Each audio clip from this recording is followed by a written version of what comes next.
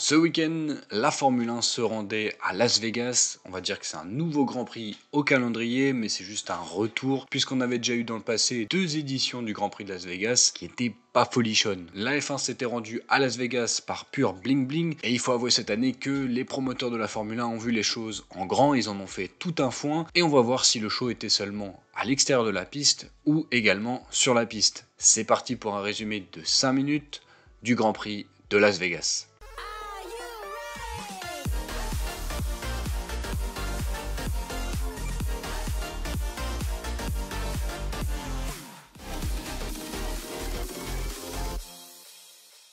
On a donc vu un énorme show avant le début du week-end, des présentations de pilotes dont les pilotes n'ont pas été vraiment très satisfaits. Max Verstappen disait d'ailleurs que c'était 99% de show pour 1% d'événements sportifs. Et les essais libres n'ont pas fait mentir Max Verstappen, puisque la séance d'essais libres 1 a été annulée car les bouches d'égout avaient tendance à se décoller du sol, endommageant notamment la Ferrari de Carlos Sainz qui va subir 10 places de pénalité sur la grille, puisque l'Espagnol a dû complètement revoir son power unit, c'est-à-dire son moteur. En essai libre 2, le fiasco continue, puisque du fait de l'annulation de la séance d'essai libre 1 et de la réparation de la piste avec les bouches d'égout, la séance d'essai libre 2 a été décalée, et sauf qu'elle a commencé au moment où les personnes chargées de la sécurité terminaient leur service, donc le public a été gentiment mis dehors. Ça vous fait très cher la journée du vendredi, sachant que vous n'avez quasiment pas vu les F1 rouler. Bon, à la fin de cette séance, on a quand même un classement provisoire qui se dessine avec les Ferrari en P1 et P2 et Fernando Alonso qui termine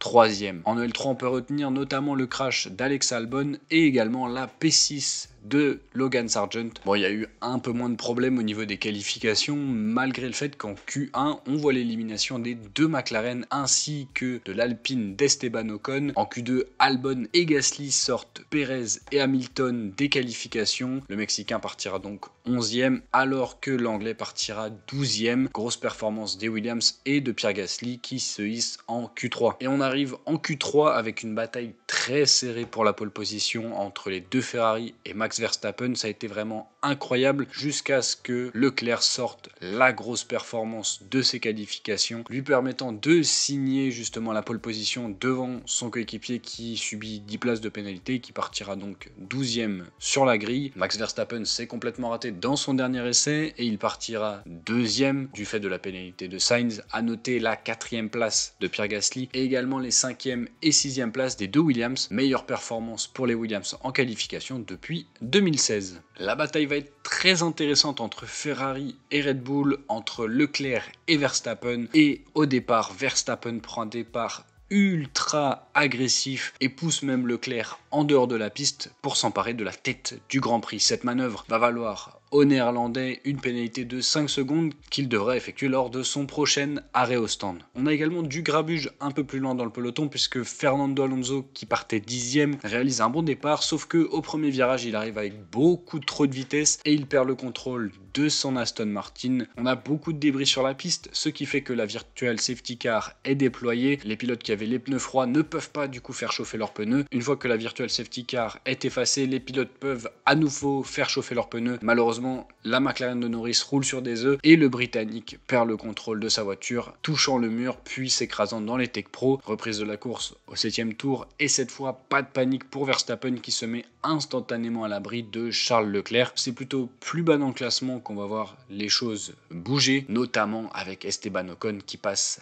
P7 au 9ème tour en dépassant Magnussen, puis P6 quelques tours plus tard en passant Sargent d'une vraiment belle manière. Mais au tour 15, on voit que Charles Leclerc est dans les échappements de Max Verstappen et il va tenter sa chance un tour après dans la première zone de DRS, Verstappen défendant parfaitement. Le problème c'est qu'il y a 2 zones de DRS sur ce circuit et dans la deuxième zone de DRS, Verstappen ne peut absolument rien faire face à la vitesse de pointe de la Ferrari. Leclerc reprend la tête du Grand Prix et ce qui pousse Verstappen à rentrer vraiment de suite au stand parce qu'il a plus de pneus. Et si Esteban Ocon remonte dans le classement, c'est pas le seul à remonter puisqu'on a également Hamilton et Piastri qui se suivent à la trace depuis le début du Grand Prix et qui vont s'attaquer à un moment. Le problème c'est que leur bataille va tourner court puisque les 2 pilotes vont s'accrocher alors que Leclerc rentre au stand 5 tours après Max Verstappen. Il ressort devant George Russell et Verstappen, puisque Verstappen a subi 5 secondes de pénalité lors de son arrêt au stand. Le néerlandais va tout tenter pour remonter sur le britannique dans la Mercedes devant lui et il va finir par le rattraper et tenter sa chance au virage 12. Le problème, c'est qu'il y a un contact entre les deux. Russell le voit peut-être pas forcément, en tout cas il ferme la porte et tourne sur la Red Bull. On a beaucoup de débris sur la piste. L'aileron de Max Verstappen est vraiment détruit. Il va rouler 2 tours comme ça sans réellement de gros problèmes, mais la direction de course décide alors de ressortir une deuxième fois la voiture de sécurité afin de nettoyer les débris. Et là, c'est le gros coup pour les deux Red Bull, puisque Perez était alors en tête du Grand Prix, s'étant arrêté lors de la virtual safety car. Il va ressortir deuxième juste derrière Charles Leclerc. Verstappen rentre également au stand, il va ressortir cinquième. À la reprise de la course, Leclerc va s'échapper par rapport à Sergio Perez, mais ça va durer que quelques tours, notamment parce que Max Verstappen remonte, il va doubler Pierre Gasly puis Oscar Piastri au moment où son coéquipier prend la tête du Grand Prix à Charles Leclerc au 32e tour, mais ce n'est que partie remise puisque le Monégasque redevient leader au 35e tour. Perez se prépare alors à une nouvelle attaque et c'est alors qu'il se loupe. C'est comme ça que Max Verstappen passe P2. Il est derrière Charles Leclerc et leur bataille va être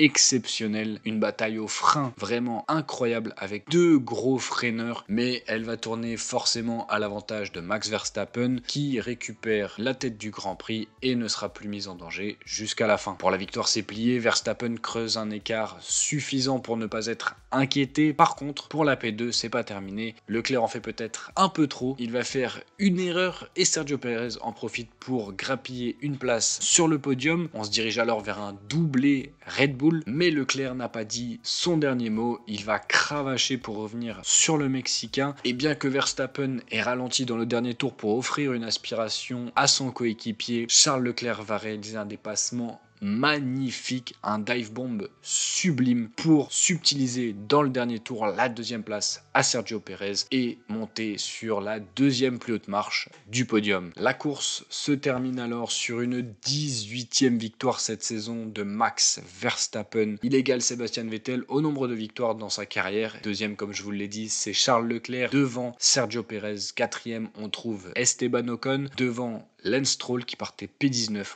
encore une grosse course de Lance Stroll. À la 6e place, on trouve Sainz qui n'aura pas eu un week-end facile, mais qui fait également une très belle remontée, très importante dans l'optique du championnat du monde. 7e, Hamilton devant George Russell qui aura subi 5 secondes de pénalité suite à son accrochage avec Verstappen. Viennent ensuite Fernando Alonso et Oscar Piastri qui ramène un point pour McLaren. Perez est alors sacré vice-champion du monde, quoi qu'il arrive. Le combat qui va nous tenir en haleine pour cette fin de saison, c'est tout simplement la lutte entre Mercedes et Ferrari pour la 2e place au championnat du monde des constructeurs. Les deux écuries ne sont séparées que par 4 points à l'avantage de l'écurie allemande. Voilà mesdames et messieurs, c'est la fin de ce résumé de 5 minutes du Grand Prix de Las Vegas qui, je dois le reconnaître, et ça m'emmerde un petit peu de le dire, était plutôt pas mal. La course a vraiment été intéressante, il y a eu beaucoup de batailles. Le seul truc, voilà, c'est le show qui est autour de tout le Grand Prix qui est chiant. T'as l'impression qu'ils cherchent à faire un nouveau Monaco en dehors de Monaco et ça c'est vraiment dommage parce que la piste, le tracé est du coup plutôt pas mal. Il y a des dépassements, il y a des possibilités de s'attaquer, on savait pas qui allait gagner. C'était vraiment cool. Peut-être que dans les années à venir, il faudrait penser à retirer tout ce truc chaud à l'américaine. On arrive à la fin de la saison également, donc la lutte Mercedes-Ferrari va être très importante lors du prochain Grand Prix. Il n'y a pas que ça, il y a également la F2. On n'oublie pas que Théo Pourchaire pourrait potentiellement décrocher le titre en F2. En attendant, on arrive à la fin de cette vidéo. J'espère qu'on se retrouvera pour le prochain Grand Prix. Je vous promets rien, c'est le mois un peu de vacances en novembre. Donc normalement, je devrais ressortir quand même le résumé du Grand Prix d'Abu Dhabi. Et puis si cette vidéo vous a plu, je vous invite tout simplement à la liker. Comme on arrive à la fin de la saison et à la fin de cette série, pensez à vous abonner pour pas louper les prochaines vidéos qui sortiront sur la chaîne, notamment un petit cadeau de Noël qui sortira en décembre et qui, j'espère, sera la vidéo de l'année. En attendant, si vous voulez me retrouver sur les réseaux sociaux, tout est ici. Et si vous voulez pas partir de YouTube, eh bien, à droite et à gauche, vous trouverez d'autres vidéos à voir ou à revoir. Et moi, je vous dis au revoir et à la prochaine.